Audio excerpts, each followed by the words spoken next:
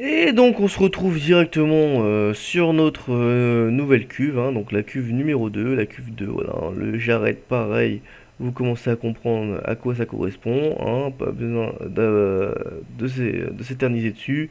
Le init, et ben le init c'est ce qui va nous importer le plus, hein, donc on reprend toujours la même chose, hop, hop, hop. Vous voyez qu'avec Sublime Text aussi, hein, tout est en couleur, tout est super simple, hein. Les fonctions sont en couleur, tout est... voilà. Donc là on a la fonction d'initialisation, pareil, la fonction qui permet d'initialiser notre props, la fonction untiedDamage qui permet que mon prop se détruise lorsqu'il reçoit un certain nombre de dommages, la fonction touche qui va permettre tout simplement que lorsque je viens toucher mon objet, ma cuve en l'occurrence, avec un autre objet, celui-ci va se passer quelque chose.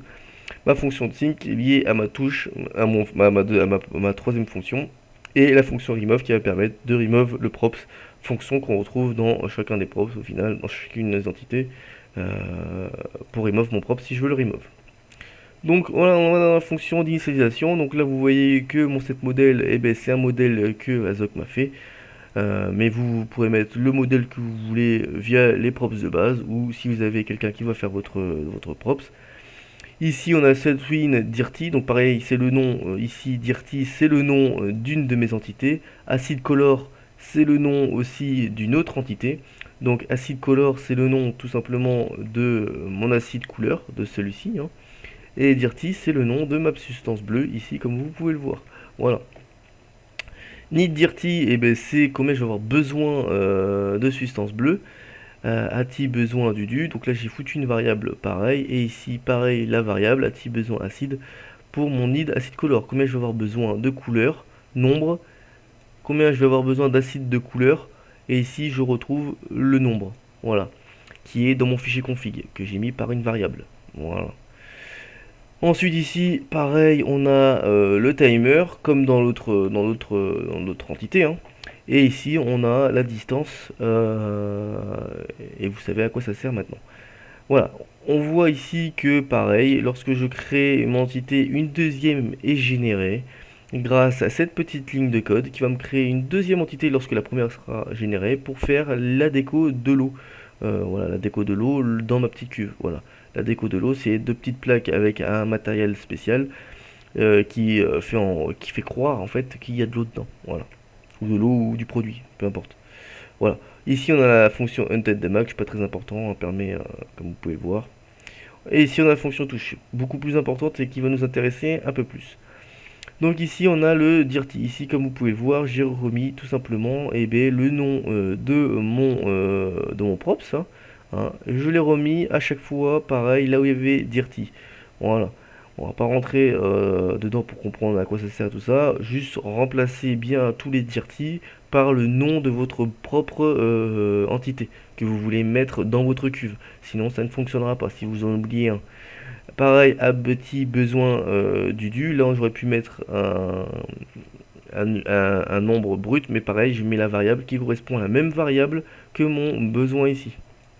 Voilà. Ensuite ici, et bien pareil, je mets mon acide color. L'acide color qui correspond à ma deuxième entité, au nom de ma deuxième entité, hein, c'est-à-dire l'acide de couleur. Et bien là, vous remplacerez tout simplement tous les acides color par le nom de votre entité que vous aurez créé vous-même. Et ici, a-t-il besoin acide, la même chose. Vous mettrez une variable ou un chiffre brut. Si vous mettez par exemple 2 ici, si vous mettez 2 ici comme ça, ici, n'oubliez pas aussi de mettre 2, sinon ça ne marchera pas. Si vous mettez 3, ça va faire un gros bug et ça fera erreur partout. Voilà. Et donc après, vous avez simplement à remplacer. C'est pas plus compliqué que ça, hein. Comme je vous dis, moi, cette formation, elle s'intéresse, enfin, elle va voir les gens qui n'ont aucune notion en l'UA, mais et qui veulent quand même faire leurs petits add-ons, leurs petits trucs. Donc voilà, il suffit pas d'être avoir un gros niveau pour bien comprendre qu'il faut remplacer à chaque fois les choses. Voilà. Donc là, pareil, bah, vous remplacez. Si on a le self create sound. Donc comme vous pouvez le voir, ça correspond exactement au même bout de code que l'autre cuve. Ça va permettre de générer un son lorsque celui-ci sera en mélange. Ici, on a un son de level 80, c'est un son assez fort, mais vous pourrez mettre plus ou moins. Plus le nombre est gros, plus le son est fort. Et ici, pareil, on a le stade 1. Donc le stade 1, ça correspond à quoi? Ben, ça correspond à faire de la fumée. On avait vu, on ira voir dans le drame à quoi correspond le stade 1. Et ici, on a la T-timer chimie. Hop, ici, voilà. Une variable, pareil, qui correspond à un nombre. Et comme il y a marqué timer, c'est un nombre qui correspond au temps, par exemple, du mélange. Je pense que c'est ça. Lui, c'est le temps du mélange. Voilà. Donc là, vous mettrez soit une variable qui vous correspond, soit un nombre brut, voilà, en secondes. Voilà. Donc c'est-à-dire si vous voulez mettre une minute, vous mettez 60 pour 60 secondes. Ensuite, eh bien ici, on a l'entité qui sera créée lorsque le mélange sera fini. Très très très utile aussi ça, hein. Si vous mettez rien ici, eh bien, la cuve ne saura pas qu'est-ce qu'elle devra créer lorsque le mélange sera fini. Logique. Donc ici, pensez bien à mettre le nom du dossier. Pareil, là est marqué Attila Sacré, c'est-à-dire que là, mon entité s'appelle comment? Attila Sacré, voilà, c'est le nom de mon fichier, c'est celui-là.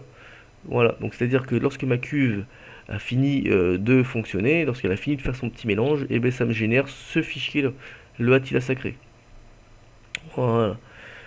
Ensuite, une fois que le mélange est fini, eh ben, stade 0, on revient au stade 0 et on arrête le son grâce à cette petite ligne de code. Pas plus simple, pas plus compliqué que ça, pardon. Ensuite ici, pareil, on a l'Attila parfait qui correspond à mon props, au dossier de mon props, hein, comme dans l'ancien. Hein. Donc Attila parfait, j'ai le dossier ici, Attila parfait, voilà, et ça correspond ici, dirty, et ben ça correspond au nom de mon props. Voilà, si je vais directement dans l'Attila parfait, je vais dans le init, hein, vite fait pour voir, et bien je vois que là, on l'a appelé dirty aussi. Voilà, hein. C'est pas plus compliqué que ça. Voilà. Ici, vous avez le ATI besoin du max, donc pareil, le nombre maximum que je vais pouvoir mettre de substances bleues, donc c'est-à-dire de dirty dans ma cuve, hein. Et ici, on a exactement le même code, on a le nom de mon dossier, plus le nom de mon props, le nom de mon entité. Voilà, et ici on a le ATI besoin max, enfin acid max, c'est pareil, c'est le nom maximum d'acide de couleur que je vais pouvoir mettre dans ma cuve. J'espère que j'ai été clair. Et ici, on a l'entité de sync, pareil, qui est liée à l'autre, qui est un facteur de temps. Voilà.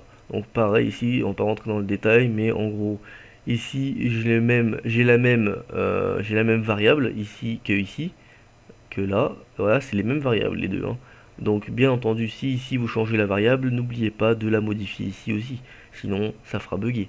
Et si ici vous mettez par exemple un chiffre brut, qui est possible, hein, si vous mettez 50, et bien ici n'oubliez pas de mettre 50. À toutes les mêmes variables, vous ajoutez les mêmes numéros, sinon ça marchera pas, ça fera bugger.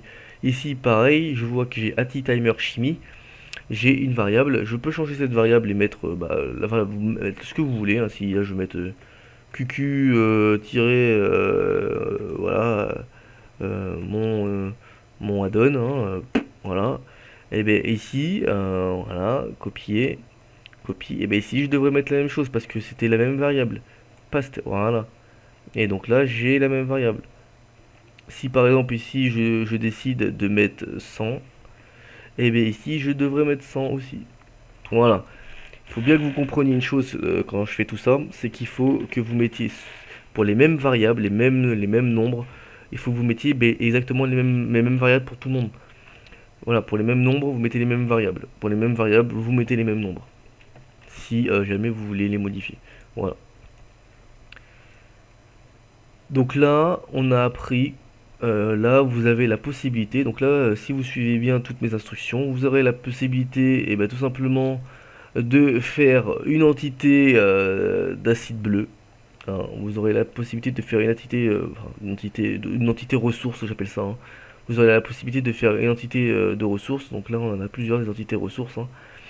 D'ailleurs, même la particule parfaite, hein, est une entité ressource. Donc, si vous réfléchissez bien, parce qu'elle sera générée certes par ma cuve, mais c'est simplement qu'au lieu de l'acheter, elle est générée par ma cuve. Mais ça revient exactement à la même chose, si on réfléchit bien au délire. Donc là, vous avez appris à créer une entité de base, comme ceci, mais vous avez aussi appris à créer une cuve avec un drane, une écriture, hein, pour récapituler. On a aussi appris à comment modifier les textes avec un créa de fond. Ça, on l'a appris, c'est plutôt cool. On a appris aussi à faire une deuxième cuve où là je vais pouvoir y mettre mes entités de base directement dedans, hein, les entités de base que j'aurais voulu, hein, voilà. Ça, on sait faire. Et puis voilà. Voilà. Je vais approfondir le sujet sur la cuve du chimiste, avec les entités où on peut récolter avec le seau sur d'autres props, hein. On va approfondir ce petit sujet. C'est vrai que je ne l'ai pas bien approfondi. Donc on va se faire une petite vidéo, une prochaine vidéo pour bien approfondir comment je vais pouvoir, avec un props, aller chercher un autre props sans qu'il soit visible en fin de compte. Juste en le touchant.